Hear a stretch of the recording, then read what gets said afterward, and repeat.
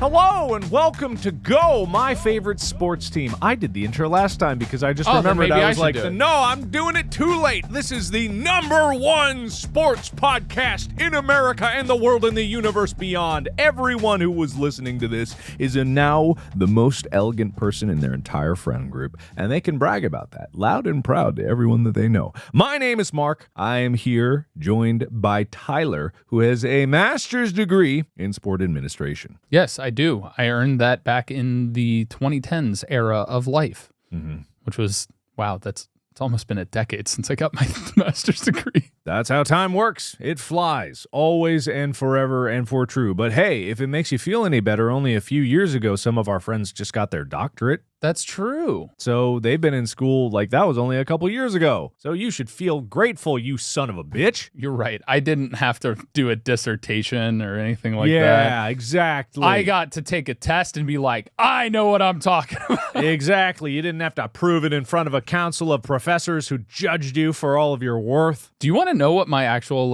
end of year thesis report? It wasn't really a thesis, it was a test, but I had to write essays on it. Sure. It was about pay for play in college athletics. Oh, we talked about that in a previous episode. Yeah. Interesting. If you want to hear that, you have to go into the archives of Go My Favorite Sports Team on your favorite podcast platform. If you're listening to this, I guess you would already know that, maybe, unless you're a new listener. Unless, welcome. Thank you so much for being here, and welcome to the journey. So long as the temporal flows of time stay stable enough for you to hear it. And really, we only talked about part of that. It was the nil deal, but that's a whole... The nil deal. Everything you think is simple is always more complicated than you imagine when you actually get into the nitty-gritty of everything going on. Everything is that same way. It always is. Yep. Hence the peak of Mount Stupid and then the valley of despair that comes shortly afterwards. Exactly. In the journey of knowledge that we all walk upon. Well, that got depressing. Yes, as it always does in life. Ha ha ha ha. Let's hear about skateboarding, the escape from the drudgery of life, the 90s poster child of cool. Maybe the 80s, the early aughties still. I feel like the 90s was like the heyday, right? Am I getting ahead of myself? It depends on how you define the heyday. Tony Hawk. Tony Hawk, yes. The 90s is what really made it become, and it was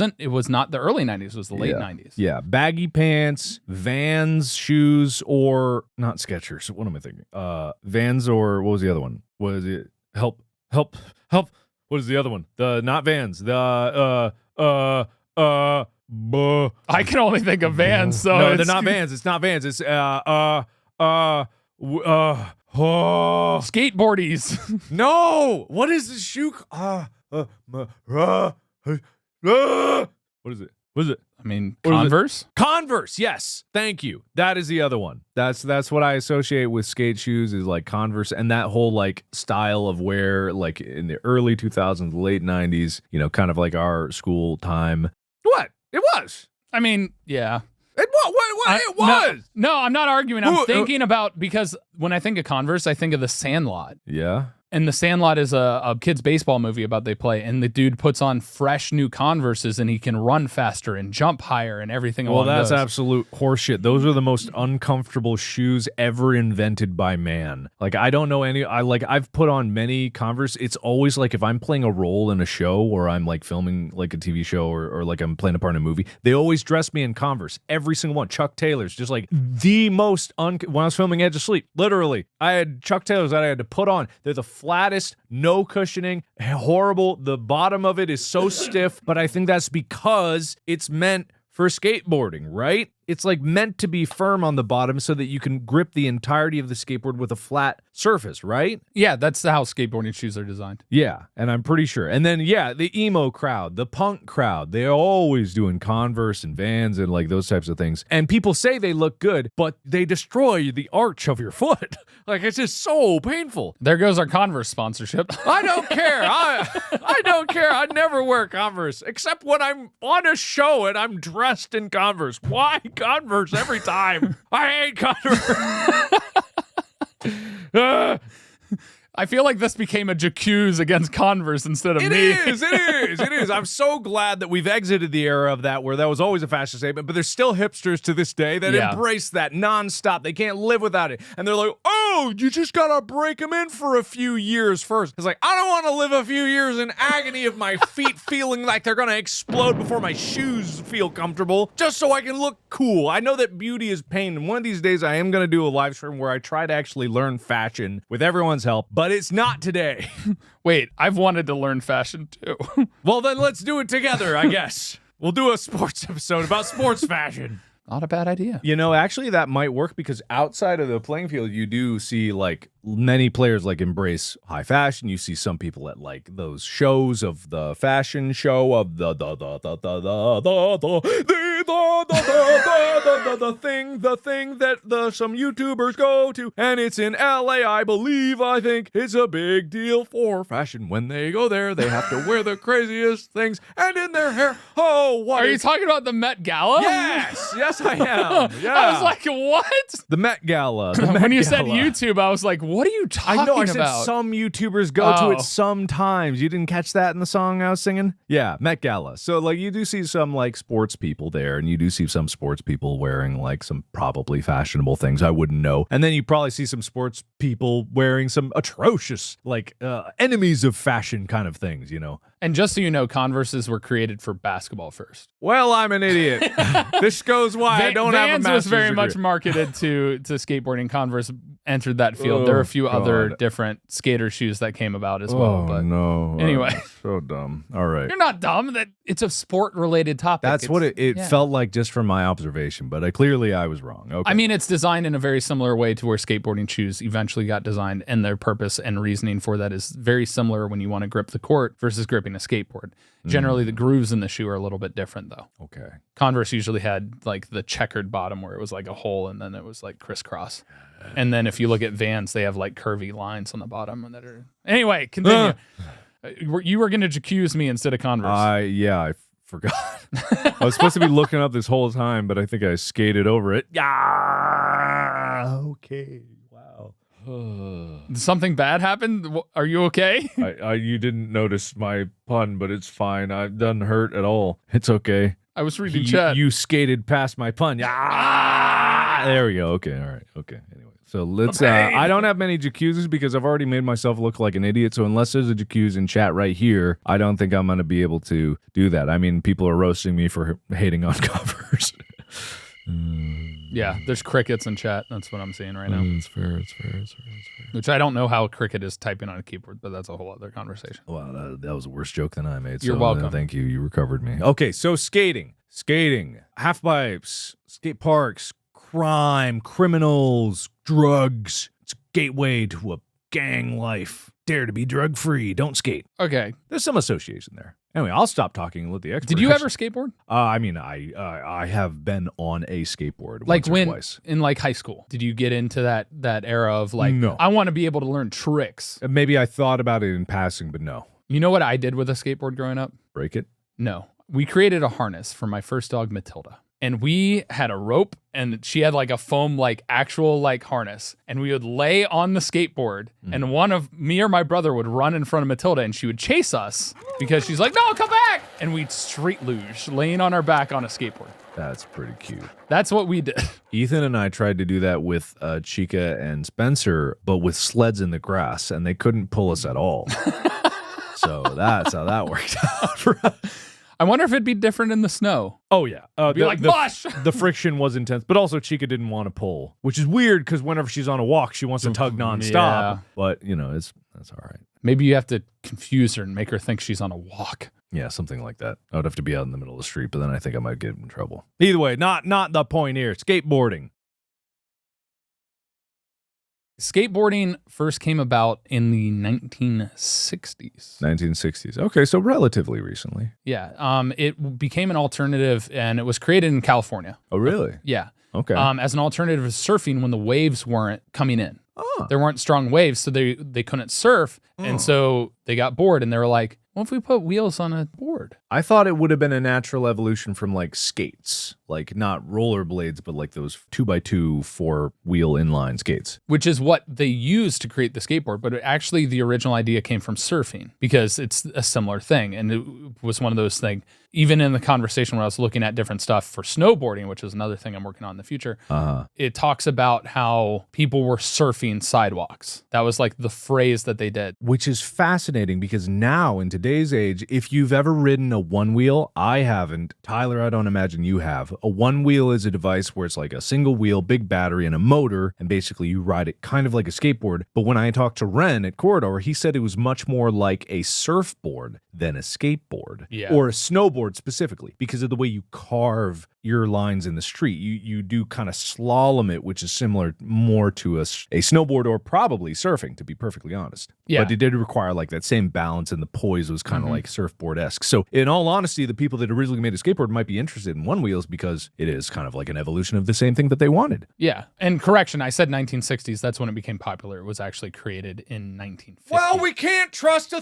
thing you say anymore. I misspoke. He misthought, and he misrepresented the will of the people. Okay, whatever. When was it invented? In the 1950s in California. Okay, 1950. So not that much. And you're right. The first skateboards were made from the wheels of roller skates attached to a board. Okay. And these were clay wheels back in that time. Yeah. But when you think of a skateboard, what do you picture? Because there's different types of skateboards now, but what do you picture when you think of a skateboard? Black, like grippy top, wood board, kind of like a lip at the back, kind of not a point in the front, but kind of comes to a missile shape. 4 wheels, like some hard rubber, clear with a checkerboard pattern on it. Maybe a spray paint stencil of a naked lady with her boobies all jutting out, and then 2 metal brackets holding the wheels underneath, and then a guy with Converse and baggy pants that are kind of 3/4 length but huge flaring at the bottom, like enormous. You like if he jumped off a building, he'd be fine because it would. I think they were called parachute pants, weren't they? Yeah.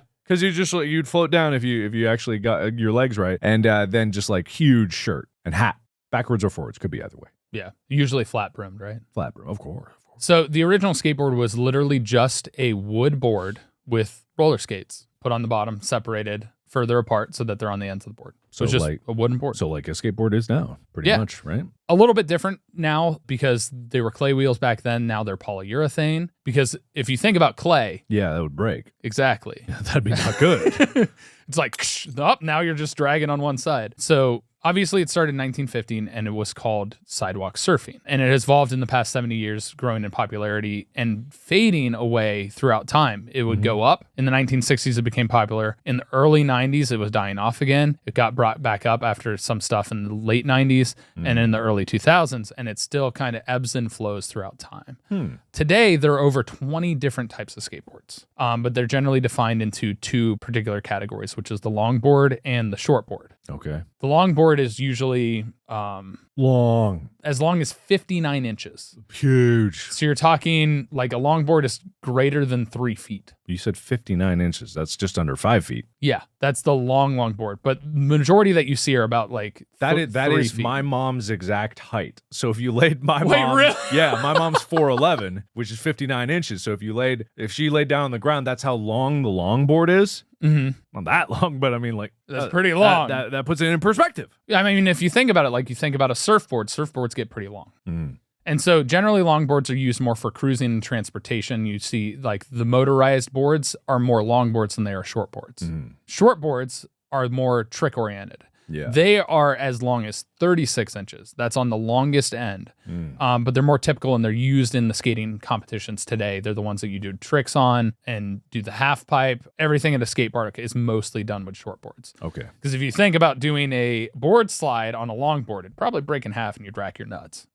Board slide is when you're going sideways and when you're grinding on rail. the board. Yes. As I know from Tony Hawk's games, I never learned anything about skateboarding when I was playing those, but all I would know is just like, keep it going as many times as you can, as many loops around it, which now I realize is such a physical impossibility. Like even Fatigue. even the idea that like it could be in a game at all is like ridiculous. So you were just like the physics, understanding friction and everything. But what a game for the Nintendo DS. Did you play the Tony Hawk for the DS? I only played it on 64. Oh, it was incredible. It was so like somehow they got the isometric view right, the three-dimensionality of it on the DS with like it just worked. I was stunned by it. I love the DS. Man, I miss the DS. Well, do you know the 3 parts of a skateboard? The wheels, the board, and a skater. The deck, the trucks, and the wheels. That's what I said. The deck is the wooden platform, so you got that right. Mm-hmm. The wheels, obviously, are the wheels. They're usually for urethane now, but they used to be clay, like I said. And the trucks are the most complex part, and it has the mechanics that allow the skateboarder to turn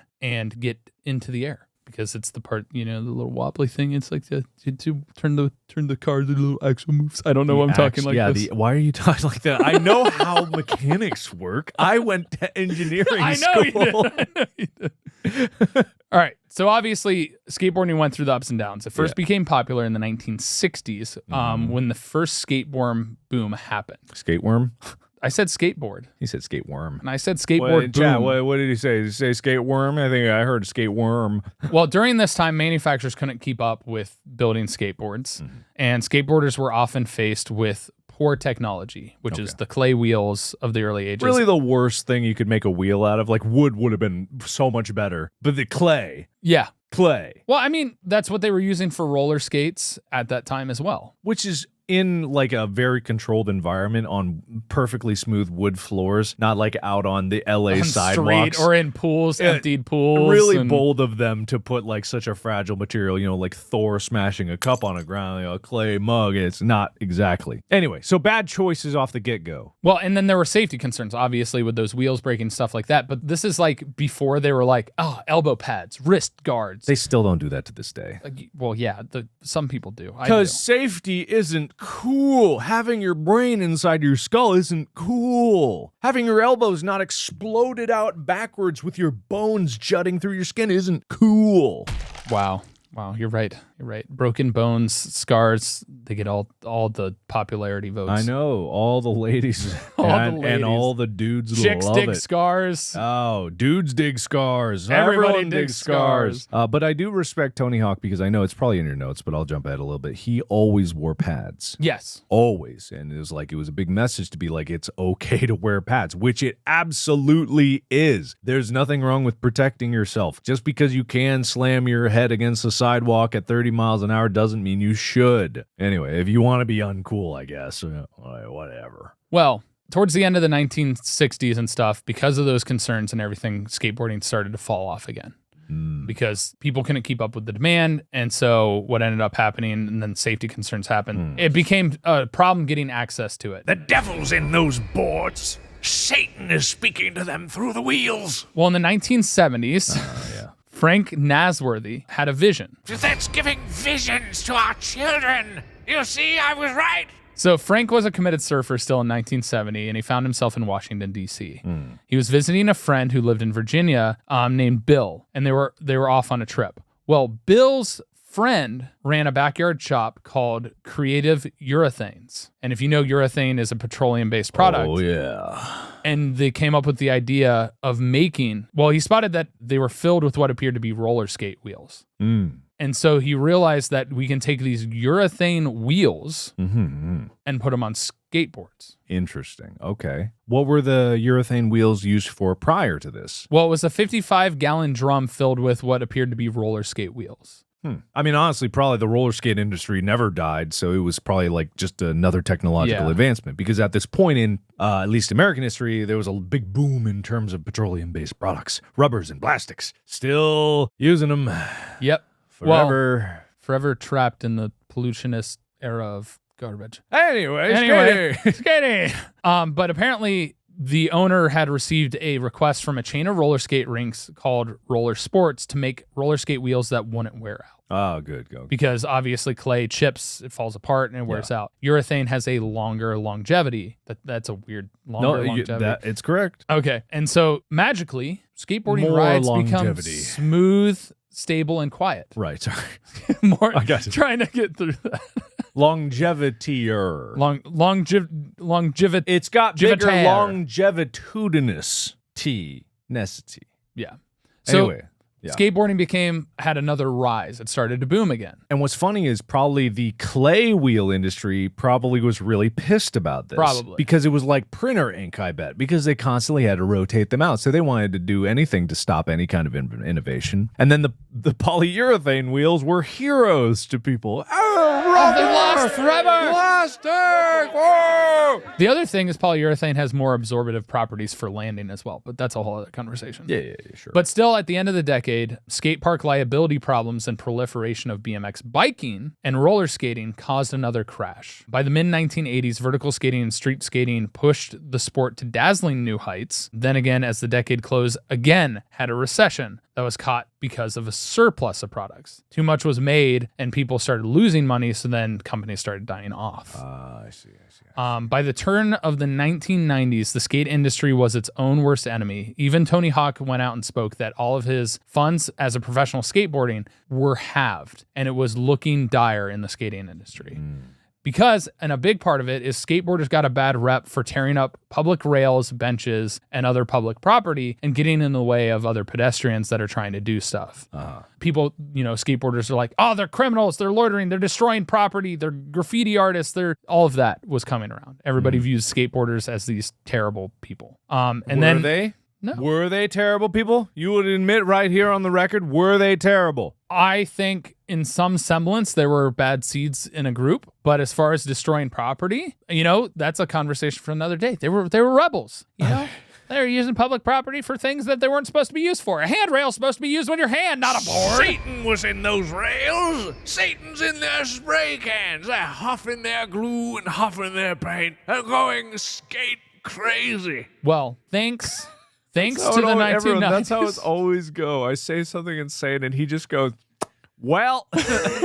I'm just used to you, okay? You can laugh or something.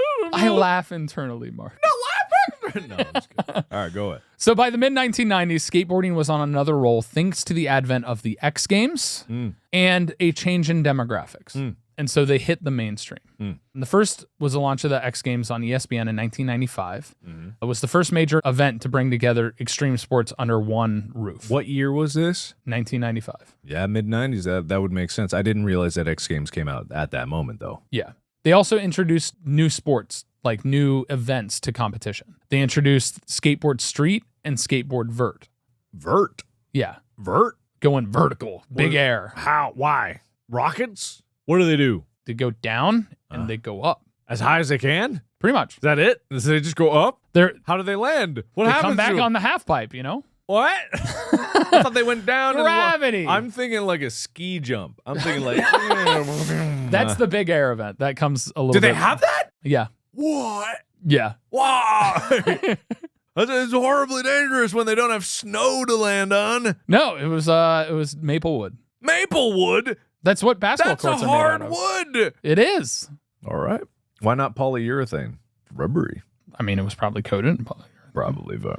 What really brought skateboarding into the public eye, though, was Tony Hawk's landing of the 900 in July of 1999. July of 1999. 99 was a banger year. For skateboarding, yes. For a lot of things. Movies, banger year for movies, like incredible year for movies. I'm sure that some people had a bad time in 99, but 99 is like when at the peak of like a lot of different industries like had their heyday in 99. So I'm not surprised this happened before the turn of the millennium. So, yeah, I mean, a lot of stuff happened at the turn of the millennium. There was a lot of innovation, a lot of different things that were happening during that time. Yeah. That's when the internet and video games really started becoming a massive pop culture icon. It depends on where you are in that spectrum, but yeah, like video games were definitely rising up still in popularity, and like they continued to rise up beyond that. But the internet also like adoption. But that's also towards the beginning of the .com bubble. It hadn't burst yet. It hadn't burst yet. I don't think it bursted yet. It was .com. That imagine like okay. So for those of you who don't know what the .com bubble was, I'll do a real quick. Go for it. We're going on a tangent. Sidebar 1. The .com bubble. You know how everyone's talking about Web 3? Oh, So So the .com bubble's a lot like that. All right. that was a lot That's faster it. than I thought it would It be. pretty much sums up everything, you know? That's what I'm So the crazy part about the 900, and this is something that is really cool to me, is if you Google 900, the first thing that pops up is Tony Hawk landing the 900. Just the number 900. Of all the things that exist in the world, 900 is so iconic. The 900 Spartans, the 900 Trojan horses. But any other number you search, there's a million different things. But can't when you think. search the 900, What it's other always thing Tony is Hawk. 900? Yeah, but just search. Not discrediting. It is, yes, it's really cool that that's the first thing. However, I gotta admit, I don't think there's that many things associated with 900. Just search 450, and there's like a bunch of different things that pop up. Any other number has a significant amount of other things. 450. It makes perfect sense. All right, then do 720. 720. These are all angles. First thing comes up Rotation. with area code. There's a 900 area code. Whoa, as if 900. Listen. It's huge. All right, it's huge. I believe It's it. massive. No, I believe it. Okay. I believe it. So it was you. Even I heard about it. I didn't even follow anything about skateboarding. So the crazier part is before this was landed, 900 Tony Hawk, multiple video games. Sorry. Yeah, 900 Dalmatians, 909 Dalmatians, actually. That poor dog mom, whoa, bad pregnancy. I don't even think that, oh God, I want to, those nipples are engorged. Do you like the reality of 101 Dalmatians is terrifying when you the really thing think is, about it. if you think about it, they're not all birthed from the same mother. In the movie they were. No, they are not. What? They are not. What do you mean? It starts off with her litter and then all of the ones that were being captured by Cruella de Vil, that then they come back and they adopt all of the ones that were not birthed by that mother to come to their house. What movie did you watch? The 101 Dalmatians, she did not birth all 101. The cartoon? The cartoon. What? No, I remember the guy was in the basement. He'd be like, "Oh, we got more puppies. It's a 90 or 99. Oh my God. 101." And then one of them wasn't breathing, so he was, "Oh, come on." And then it breathed. It broke. Is that really what happened? Am I confusing it with the live action? Isn't that what happened? It's not like there were a bunch of dog moms in the basement and the rest I'm of them pretty died. sure. I'm pretty sure that's not what happened. I think she had like 15 or something. No, in the original cartoon, because it's still in the world of fantasy. Didn't the one dog mom have 101 puppies? I imagine in the live action, which I haven't seen. No. Am I crazy? There's no way. I know there's no way. That is I'm not, aware that there's that is not no what way. happened in the animation. That is not what happened in the animation. Tyler is right. I don't think he is. I think it was that one. Where did the other ones come from? They were all captured when they captured her puppies. They all But came the beginning didn't even have Cruella in the Yes, it in did. the picture. In the beginning of the animation, the cartoon, the 80s or 70s or whatever it was. Cruella was definitely it was very early on. The puppies were at the beginning of the movie. No. Cruella wasn't even there. No, Cruella was introduced and then the puppies were birthed. The birthing happens later. No. Yes. We are going to watch this movie now. I don't want to watch it. I don't care about the movie, but this is what I remember. Fact check us and tell us who's right and insert it in your robot voice. Don't do that. You have more important things to do. No. Anyway, getting back to skateboarding. Then why the was 101 Dalmatians why was did not it skateboard. 101? Why? Because there were 101 at the end of the movie. No, there were 101 at the beginning. I No, remember. there were not. He gave CPR to the 101st. that was like the 15th one. No, it was the runs of the litter. No. And they named him Lucky. I will never believe you. No one could ever prove me wrong. No one ever could, and no one ever will. I want people to take this as far as they want. I will defend this until the day I die. That's how that movie started. That's how it was.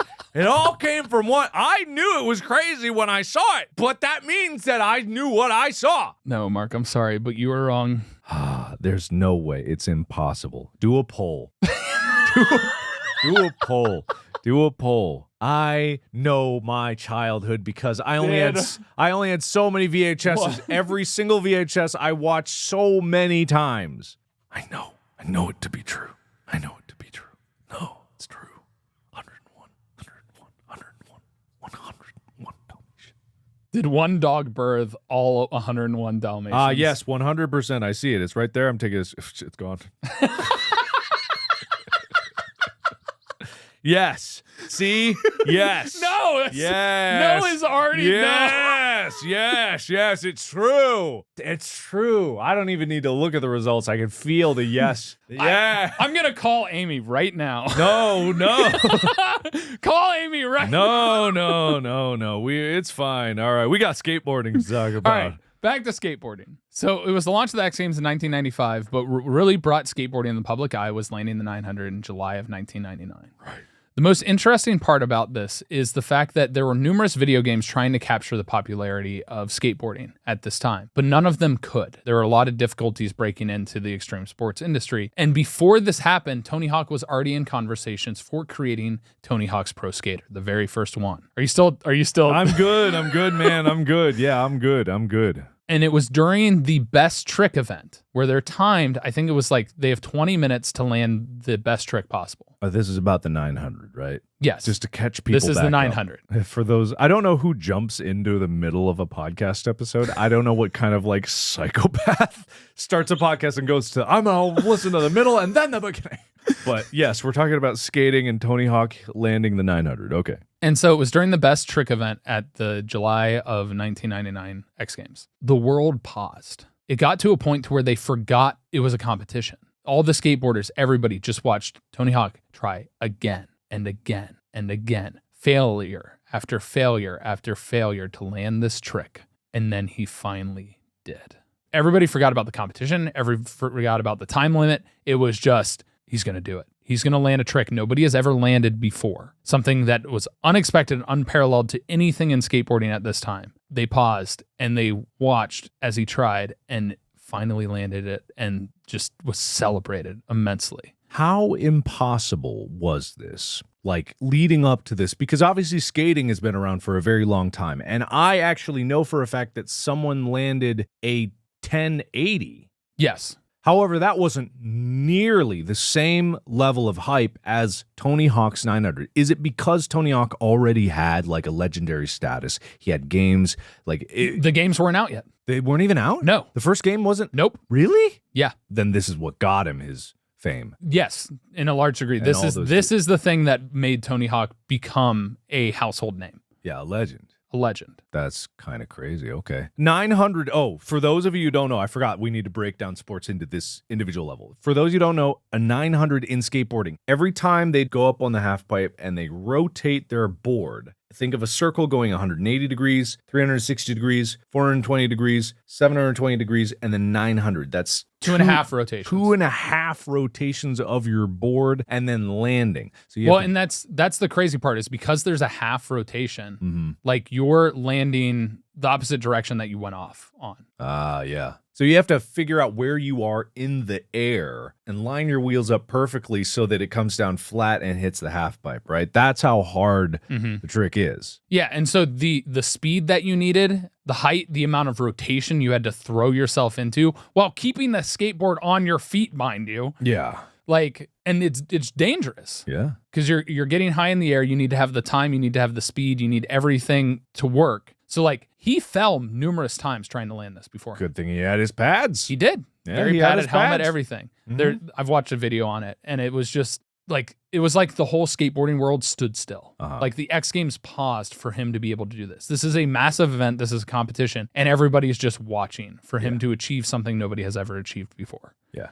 And when he landed it, it just erupted. It became national news. He went on tours. He was on late night shows. He was all over the place. And it led up to the perfect storm of when his game released. Oh, yeah. In September of that year. Interesting. So it had already been in development, probably. Correct. He He had already been in touch with them. And the thing about Tony Hawk's Pro Skater that no other skateboarding game did was the scoring system that they showed you on the live screen. And that's what made that skateboarding game. It was like you could see what you were doing, whereas other games you would do stuff because competitions were all based on judges. Yeah. So you complete the trick and stuff like that, and you're rated based on your landing, what trick you did, the difficulty of that, much like gymnastics. It's a judged sport. And so in other games, they didn't really have a point system. And so the way they made it so that it was a score-based system, which I think was innovative as heck, and if we could implement into the real world in these various sports, it would be perfect. Yeah. Maybe now with technology, how it's advancing, that could be possible, but at that time, it was unheard of for a sports game to have that. Yeah. There is a world where tech gets good enough so that it can be that kind of judgment, because with like certain computer systems and like motion tracking and like knowing positional limbs, they probably could figure out like, okay, that the camera's looking that and it measures what the trick was, how accurate to the nth degree of accuracy. It has a point system based on like that trick is worth this point if perfectly done, but it'll never be perfect, so it'll be subtracted and then added up. And then when they're done, they look at the big board and they're like the computer's crunching, and then ba-da-ba! It would be very fair. Yeah. Maybe, unless someone tampers with the computer. But before this time, like Tony Hawk was making half of what he was from his sponsors. A lot of stuff was falling down. This made skateboarding explode. I got you. The national attention for landing the trick, the interviews, then the game. Someone just asked, a lot of people are asking, what act is this? And I knew it. I knew people like the act system. This is still Act 1. This is still Act 1, everybody. This is still the history of skateboarding. Didn't say Act 1 in the beginning, but it's Act 1. Well, we've had a lot of tangents that are going to be cut up. Oh, no. Look at the poll. I'm starting to be right. I'm almost right. Anyway, the game exploded in popularity to the point to where Tony Hawk became in every household across the world. Tony Hawk Pro Skater sold huge numbers and went on to become the most iconic video game for skateboarding of all time. It's the only one, I think, that came out that had multiple iterations until like Skate came out more recently. But multiple sequels followed, had a classic soundtrack, which was a lot of that punk rock at the time, which was very popular, and helped propel the sport to new heights. The final big thing that really pushed skateboarding over the edge was YouTube. YouTube and people being able to film their own content, cameras on phones, everything like that became cheaper and easier to use. Internet speeds were better, so much that people were streaming and sharing their own content of doing skateboarding videos and tricks and above and beyond. Act 2. Okay, wait. Okay, let's pause for a second there, because there was a lot of information that covered a lot of different things. Skating was actually one of the most robust Act 1s than any other sport we have ever covered, which is fascinating considering there's probably a lot more history. However, it is kind of one of those things where skating is new enough that its history was televised. Yes. Even though nowadays being televised doesn't mean the same thing it did with the advent of the internet, and us growing up even. Like, I don't remember the last time I had cable. Well, there's just a lot more information out there because a lot more people were paying attention and tracking. Yeah, but this was like one of the things that really caught nationwide. Yeah. One of many things, of course, but it caught nationwide and then started to explode. And so its history can be traced, and it was filmed, and you can watch footage of it, and you can see archival history of it. Whereas probably in the history of tennis, there also was like just as much turmoil in its beginnings and weird decisions, but it's just not documented as well. Yeah, because it wasn't considered a big part of world society in the way that new sports are nowadays, because of how much more widespread all of the like content and stuff is. Yeah. So anyway, Act 2.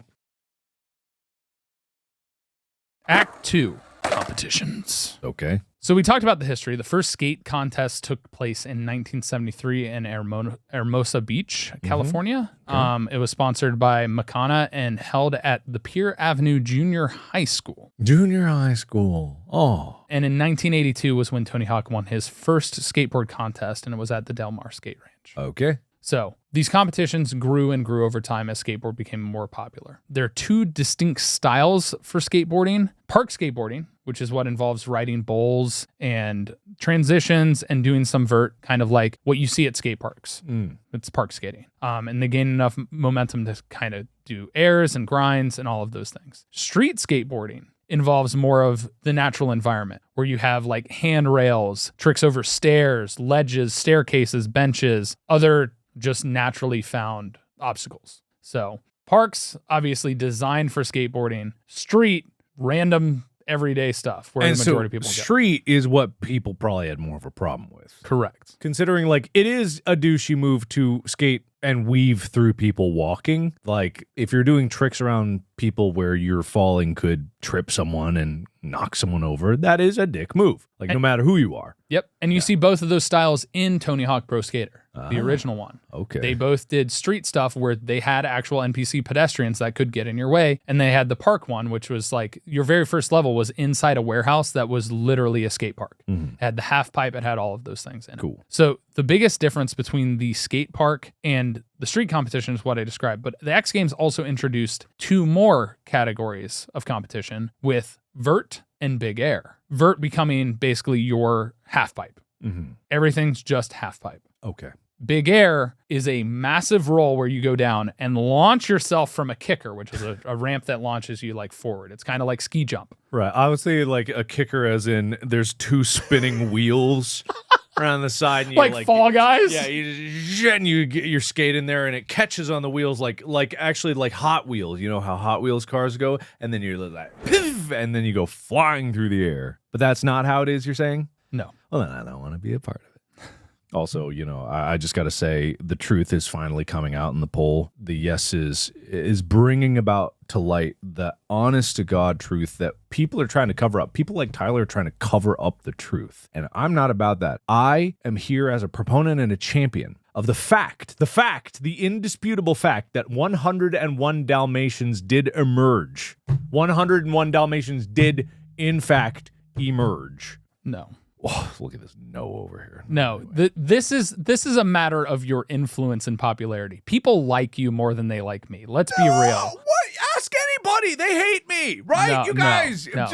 I'm so unbelievably Mark, bothersome. how often do you get asked, when are you going to game with Tyler? When are you going to game with Ethan or Wade or Bob? All the time. Or never, because they don't like me.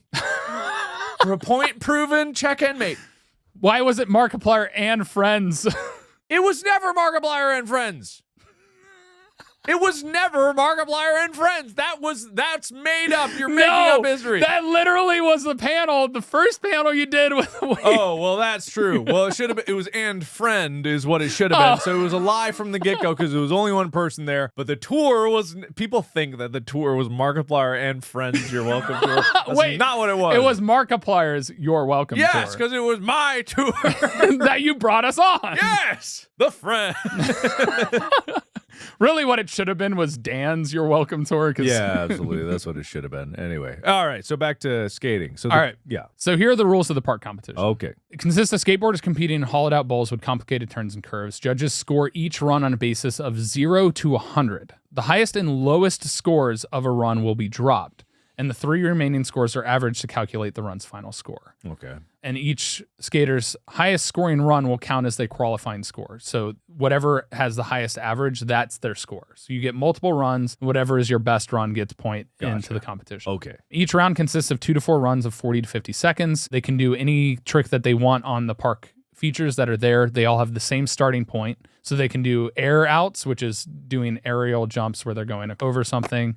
Grinds, stalls, which is where you stop at the top of a ledge of like a half pipe or a ramp, and then flip tricks along the bowls to score during the runs. Kick flip. That is a type of trick. That is, I believe, a flip trick. It's in the name. Yeah. Degree of difficulty and originality are taken into account when scoring the borders runs because they rate, much like everything else, there's a degree of difficulty to every trick. You know, like a heel flip versus a kick flip. One of them's harder than the other. I don't know which because I wasn't a skateboarder. How do you get to a competition? How do you baby me? How do you get to a competition? Yeah, baby me has a skateboard. I was gifted a skateboard. My first year of birth is Christmas. That was a weird way to say it. My first Christmas, I got a skateboard. Tony Hawk is like my hero. I want to become a skateboarder like him. I walk out onto the street where skateboarders are zipping by, doing tricks and kickflips and tumbling all over the place. And then how do I even get started? Well, you get started generally with these type of sports. The community is actually really supportive and they work together to help each other, push each other to do greater heights at doing tricks. Okay. So usually you make friends with skateboarders at the park and they'll work with each other to teach each other new tricks, new things. Are you telling me stuff that, like if people were skating at a skate park and they saw a baby walk in with a skateboard, Well, there are other babies they there. would be hype about there's other babies. There's other babies I go there. to the baby skate park, The you know, baby for skate babies park, with yeah. the baby cages and all the mats and all the pipes and stuff and the whatnot. But okay, so it's an accepting sport where people want Correct. people to come in and basically add Especially in the early ages, like that's how these sports develop. There's a community aspect to it. Yeah, and what I would say about like the skate park in general is it can seem intimidating, but now that I'm thinking about it, I see all ages all the time in a skate park, from like older skaters to those like kids skating. There's sometimes BMX bikes that go through. There are scooters. I don't know if they're cool with that. I don't know what's Rollerblades. okay. But yeah, there's all kinds of different things being ridden in there. Yeah. And today's day and age, the other thing too is there's a ton of YouTube content for you to consume that'll teach you how to do tricks. Mm-hmm. And so that's an easy access point now as well. And so in order to get to a competition, obviously you make a name for yourself or you just apply to a competition. More often than not, the most televised competitions, there's usually local competitions that you can get into. Like people have their own little different regionals and stuff like that you can just go to and be like, oh, I feel like I'm ready to do this. But usually what ends up happening in a lot of cases is to get into the bigger ones, you have sponsors and you have made a name for yourself. And a lot of the ways that people do that nowadays is from their YouTube content. Cool. So it literally is kind of like where football or basketball or any other sport, there would be scouts looking for people. Are there scouts in this aspect? I would hunting imagine down people? so. Okay. I would imagine so. But there's not teams or anything. There are sponsors, but usually They're usually like sponsors tend to build teams, but they're not like teams. Okay. You know, because it's like your team Red Bull, like Oh, I see. Formula I see. One. There's multiple Yeah. drivers that are on Team Red Bull. Are but there? I don't know. yeah, Oh, okay. Well, when we do the Formula One primer, we'll talk about that. yeah, but a lot of times sponsors sponsor multiple athletes. It's the same thing. They do the same thing in snowboarding and skiing and stuff like that, to where the athletes tend to use the same facilities because the sponsor, whoever does that, pays for all of that. So they end up working together to push each other to new heights. Okay, gotcha. Understood. Okay. So that's how you can get in. Scouts will find you. YouTube is the best way to kind of get their attention, but also like people go to skate parks. People talk. The word of mouth was the biggest way to become a name in skateboarding in the early days. Gotcha. Okay. And so to get to those competitions, then there's that. The sponsors usually cover the fees, and then there's a prize at the end, a cash prize. Understood. So generally, there's multiple rounds in skateboarding. Top 8 overall skaters are taken out of the first round, regardless of their group, and then they advance to the final round. Scores don't carry over, and they have to do basically a run again and try and win. Okay. Tiebreakers is with skater with the highest score for their second best run becomes the winner. So they then just go again. no, because then they just look at their other runs. So having the best runs overall and having the highest score, because if you tie somebody, they have the exact same score, they look at your next best run that was already scored. Because it's better to have consistently high Correct. scores than say One massive score and a bunch of Okay, fails. That does seem kind of fair. Yeah. I'm sure some people could be pissed off about that, but they're probably assholes, or they were right, and I don't know. So street competition's a little bit different. 4 rounds, 45 to 60 second runs, 2 to 3 runs per skater, except for the final round. They usually only get 1. Okay. Best trick format is used in the final rounds. So they just have 5 chances to land their best trick at the end of street competition. Okay. And they usually pick one obstacle. I think I was watching a competition recently where the obstacle was literally a staircase. So you had a rail you could grind on, or you could go across the staircase. And so then it's just whoever lands the best trick in the finals. Okay. The early ones all of them are still scored on 0 to 10 instead of 0 to 100 this time. Is there going to be a test on all this? Because this is so many numbers. It's so much information. It's so many judgings. I literally couldn't recite a single one of you. No, you're And fine. This is to have people understand competition so that when they watch, so you can listen through. All right, gotcha. If you want, I can make a test. I don't want a test. Okay. I would rather not have a test. And it's the same thing. The judges drop the lowest and highest score and take the average. Gotcha. Okay. So that's how that works. Okay, gotcha. Understood. So it's similar, but a little bit different, especially when you get into the final, because then it becomes best trick. Okay. Vert is they have the half pipe, and they have, I think there's a limit of how many different switches they do. The X Game rules have changed so much over the years that trying to find them. But it's the idea of vert is you pull off tricks, both old and new, on the half pipe that push gravity to its limits. It's literally just the half pipe. Mm-hmm. Big air is one trick. You launch, you do whatever trick you can, and then land. And you're talking about, it's like a ski jump.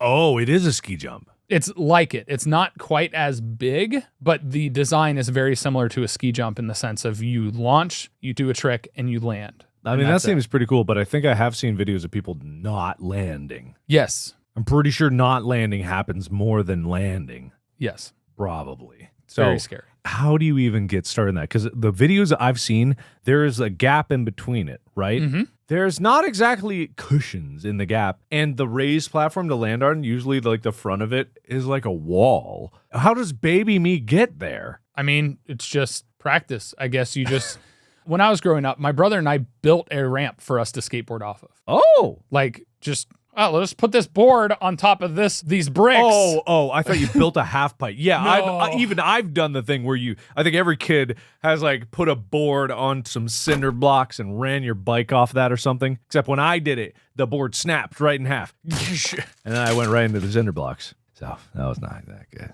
Yeah.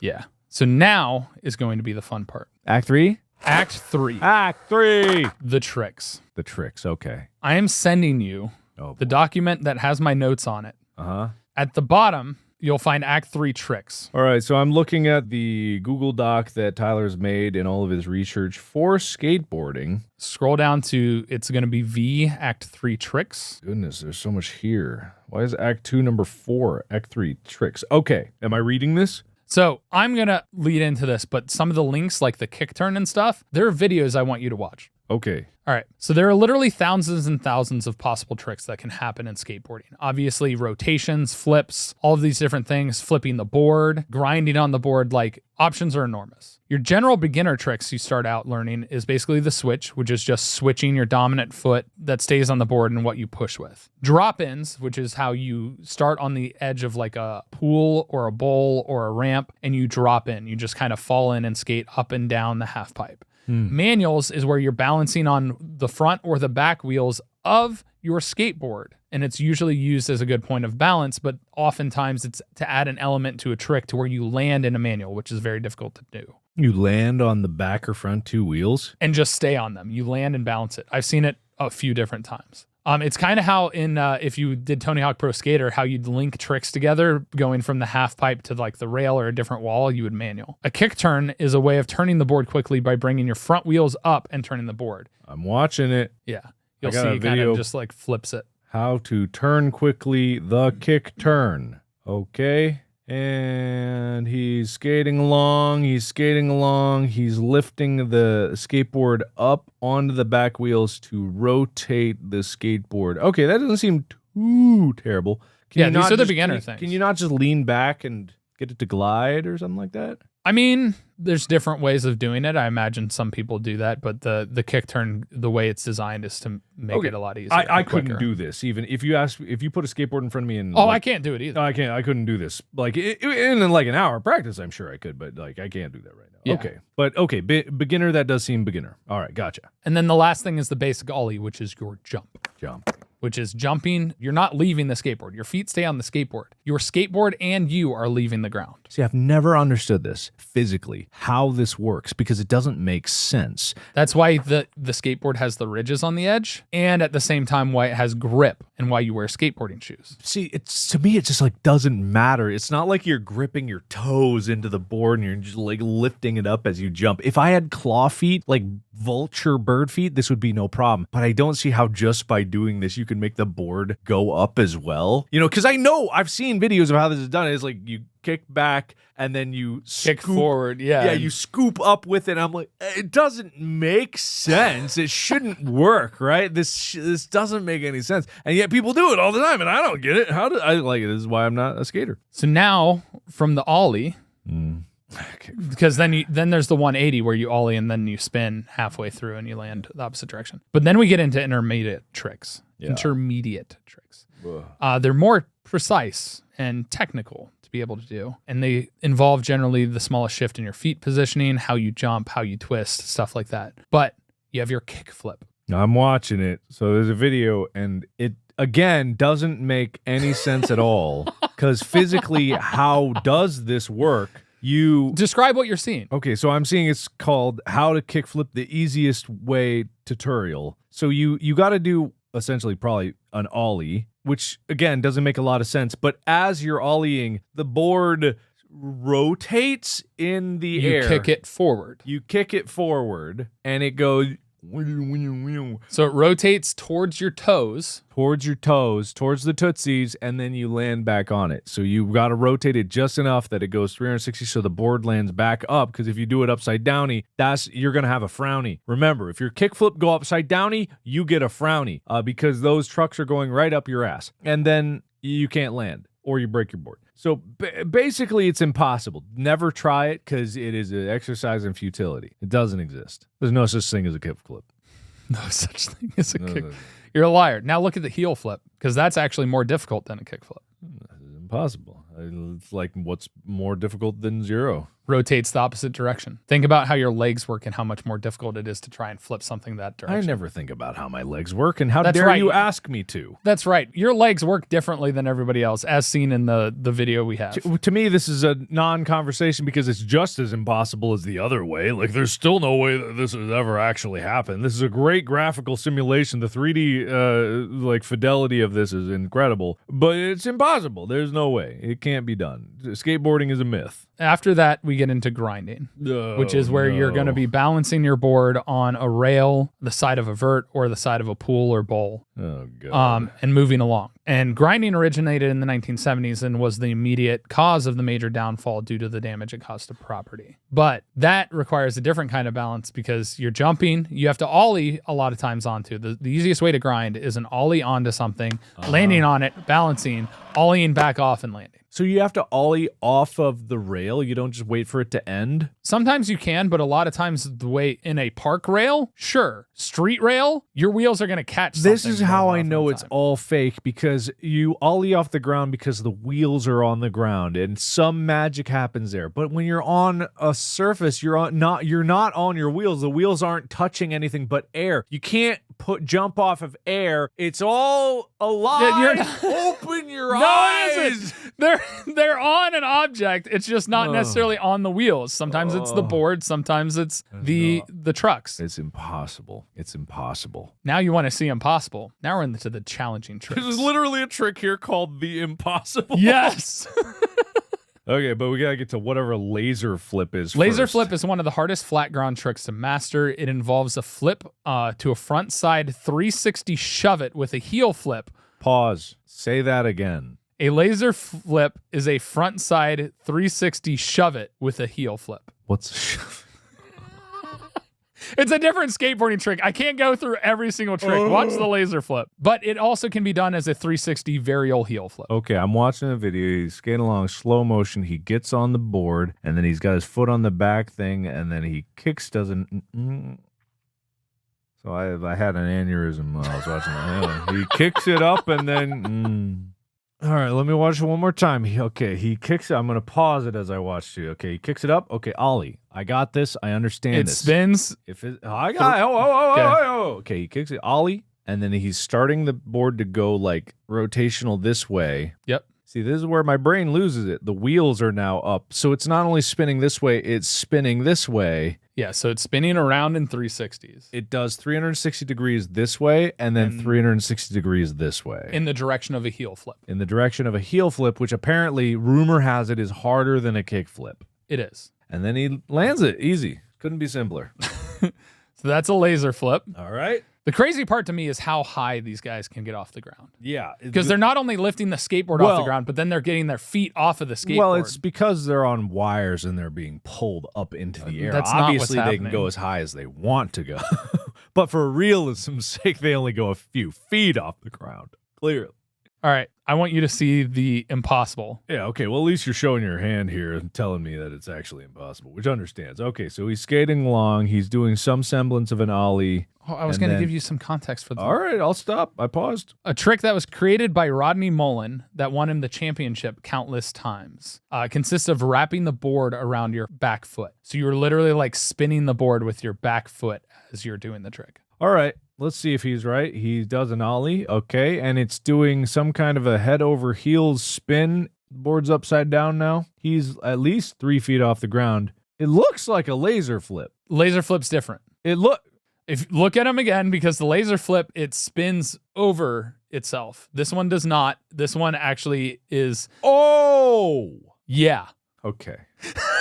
I get it. Okay, so you know how laser flip, it went like this, and then it rotated hot dog length, like that? The board he's riding along the board like this. He goes up in the air. He levitates. He just goes straight up, and the board does one of these and comes 360 that way, which is not the way it's gone the other way. It's the longest possible axis of rotation that board could do. Well, it's also not spinning over. It's flipping backwards. 180 and then back the same direction. Yeah, so clearly computer-generated imagery here. There was a weather balloon that reflected light off of Venus and Mercury and hit some swamp gas, and that's what led to the explosion. And And then you have Tony Hawk's 900. now that makes sense. A lot of speed. Skater rotates a full 2.5 rotations midair before landing. Uh-huh. And that's the most iconic trick, which is why we end on that. Tony Hawk made a massive name for himself with that trick. Then the video game came out. The greatest boom in skateboarding history was because of the 900. And in a lot of cases, a lot of people say the 900 saved skateboarding as a whole, as a sport, to maintain its existence and continue on to be popular to this day. I mean, it's pretty dope. He goes and spins 2.5 times and then lands on the board again. And that's definitely Tony Hawk there, I think. I think that's... I haven't actually looked at this particular Yes, link. of course it's Tony Hawk. Yeah. Yeah, Tony Hawk. I'm just making a goof, man. You're It's making, okay. I was like, that has to be because it's the one. It's the actual one at the X Games. See, he doesn't know what the truth really is. He's starting to question. And I built this like a while ago. This is a very comprehensive document. It's good to have it behind the scenes. It's 5 pages of pure notes with links and everything. It's great. It's fantastic. Even more detailed. You do a good job on these primers, man. If only hockey had the same. Shut up! Hockey, I had 3 notes. It's okay. It's okay. I understand. And it's okay that you're wrong about the 101 Dalmatians coming from one dog. Look at the poll. The poll is a liar. They love you and they will do anything you say. What do you mean? You have this audience eating out of the palm of your hand, even with your lies. You calling them a bunch of sheeple? How dare you? No, I don't skate. My brother did. I was never good at skateboarding. Yeah, and I don't skate either. And having, like, I was good at skiing, but I have this innate fear of doing things like this. I'd rather do stuff where it's like, oh, I might die than, oh, I might break my leg, which makes no freaking sense. No, but it makes sense. It makes sense. I get it. You know. Well, anyway, is that all for skating for today? That's all for skateboarding. That was quite a comprehensive episode, and we were very thorough, didn't go on any tangents, and everyone now is more well-versed in the area of skateboarding, and even though right now it might be in a little bit of a lull, I think there will always be a audience and a passionate group of people that want to skateboard every day of their lives. Yeah. The whole point of this was it's one of those things that people don't necessarily give skateboarding as much credit for the insane athleticism it requires. Oh, God, yeah. And like physics-defying type stunts and tricks. Yeah, I've been trying to learn how to ride my electric unicycle for a while. I spent an hour trying to get on there, just get on there and balance and move a little bit forward. By the end of that, I was so incredibly out of breath. I thought I was going to pass out. It was also a very hot day, but literally just like sweating and gasping for air. It was that much muscle just to try to balance on it. It's a doozy. It's one of them doozies. Yeah, and to think about all the advancements like the early skateboarders with their clay wheels doing tricks and stuff without pads, and then how far we've come to this day with us going like the big air event, doing hundreds of feet in the air and then landing a trick. It's insane. Pretty crazy. Well, if you guys want to skateboard, now you are armed with knowledge to go on your journey. There's plenty of resources out there. And remember, like back in the 90s, there wasn't YouTube, so people couldn't look up how to do tricks. You had to ask that dude at the skate park how the hell you did that trick. So the resources out there are better than ever, and sports are more accessible than ever. And also, maybe in the future, if you guys want, and this podcast gets big enough, maybe even Tony Hawk would grace us with his presence on this podcast to talk about skateboarding in general. If you would like to see that happen, be sure to download these episodes, follow it wherever you're listening to, subscribe to the YouTube channel, and generally show your support and share the love of Go My Favorite Sports Team to your favorite non-sport or sport-loving people, because it is for everyone. I'm the non-sport guy. I'm the sport guy. And this has been Go We Outie, baby. Hit the outro music. Oh, okay. Anyway. No, but this is really fun, and really that's our goal in general, is we'd love to be able to get big enough to where we have really cool guests and we can dive into like what went through their mind when they did cool stuff, how they became the icon, or their story in a lot of sense, and also ask them more intricacies. Maybe they'll teach us how to do something. Who knows? Maybe. We shall see. Only one way to find out. That's all on you at this point. It really is. It's on to us making good content, I think. No, it's on them for supporting our good content. Oh, right, of course. It's a hand-in-hand endeavor. There's no better mouth than word of mouth. So get those mouths out there. That's a little weird. It's a lot of weird, actually. But that's okay. We are all going to embrace it. Share the love. Okay, bye.